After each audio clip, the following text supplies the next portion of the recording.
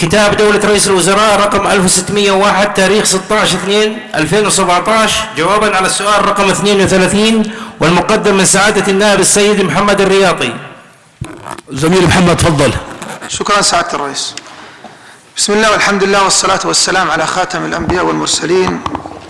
سعادة الرئيس، الإخوة الزملاء الأكارم، كنت قد تقدمت بسؤال واضح وكل بين يدكم مطلعين عليه وطلبت فيه التفاصيل من الحكومة، إلا أنه للأسف الحكومة يعني توقعنا أن تكون أنا حكومة جديدة تبحث عن العمل بالتشارك مع مجلس النواب والهدف إلى وصول عمل متعاون مع بعض.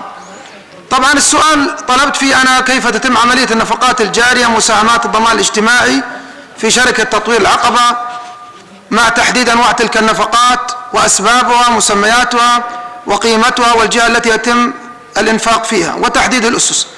أجاني فقط جدول عبارة عن فيه أرقام، 3 أرقام، كل رقم يتحدث بحوالي 3 مليون دينار، 3 مليون دينار تقريبا، دون أي تفاصيل اللي أنا طالبها.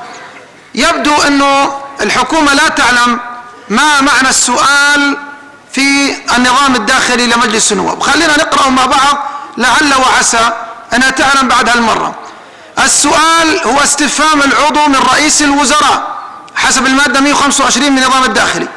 السؤال هو استفهام العضو من رئيس الوزراء أو الوزراء عن أمر يجهله في شأن من الشؤون التي تدخل في اختصاصاتهم أو رغبته في التحقق من حصول واقعة وصل علمها إليه أو استعلامه عن نية الحكومة في أمر من الأمور.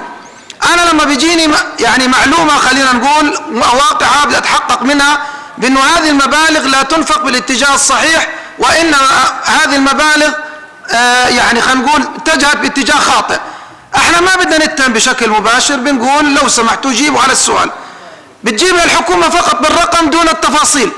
إذا أنا بدي أحط علامة استفهام إنه بالفعل المعلومة اللي وصلتني هي معلومة حقيقية وأن الحكومة تتهرب من الإجابة.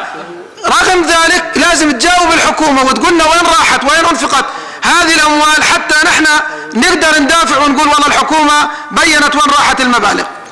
2. سعادة الرئيس، أنا تقدمت بما يقارب 100 سؤال حتى اللحظة. هذا السؤال الوحيد اللي قدرت الأمانة العامة في مجلس النواب أن تطرحه تحت القبة لسبب. السبب الأول 35 إجابة إجت في سؤال واحد، و35 سؤال إجت على إجابة واحدة. تحيرت الأمانة كيف بدها تجاوب 35 سؤال في إجابة واحدة، فوضعت ال 35 الآن على جنب لغاية ما تتعلم الحكومة كيف تدير أمورها في طرح الأسئلة أو الإجابة على أسئلة النواب وإعادة الأسئلة من جديد ال 35 سؤال. أنا بعتبر هذا مصيبة سعادة الرئيس أن تأتي 35 إجابة في سؤال واحد، وأنا الآن حتى اللحظة غير متمكن من إدراج أسئلتي تحت القبة ضمن النظام الداخلي لمجلس النواب ومحاسبة الحكومة على التجاوزات الموجودة بين يدي ضمن القنوات الرسمية بسبب تقصير الحكومة في الإجابة ضمن النظام.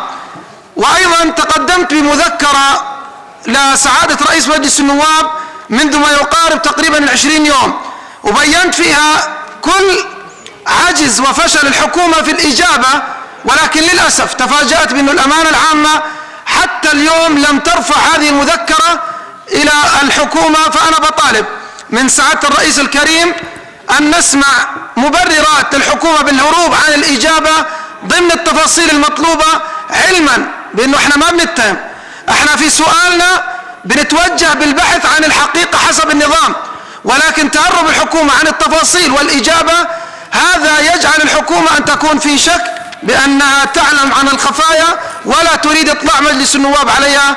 وأنتظر إجابة الحكومة حتى أحدد اتجاه سؤالي سعادة الرئيس، وشكرا. شكرا زميل. الحكومة حدا في إجابة عند الحكومة إخواني؟ تفضل زميل تفضل. شكرا سعادة الرئيس. يعني للأسف يتكرر نفس السيناريو للعام السابق في الحكومة السابقة، وهي حكومة كوبي بيست، نفس الشيء ونفس المشاكل تتكرر.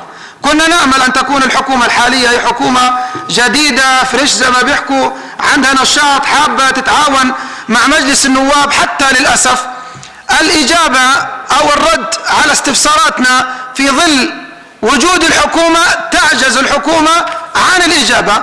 أنا بالنهاية بقول هذا اسمه بفضل الله انتصار لمجلس النواب، أن تعجز حكومة بكاملها عن الرد على أحد نواب الأمة. ولا أكتفي بذلك، وسأتخذ كافة ما أتاحه لي الدستور والنظام، ولكنني أبين بفضل الله عجز هذه الحكومة. وشكرا. شكرا زميل. السؤال الذي يليه كتاب دولة رئيس الوزراء رقم 1984.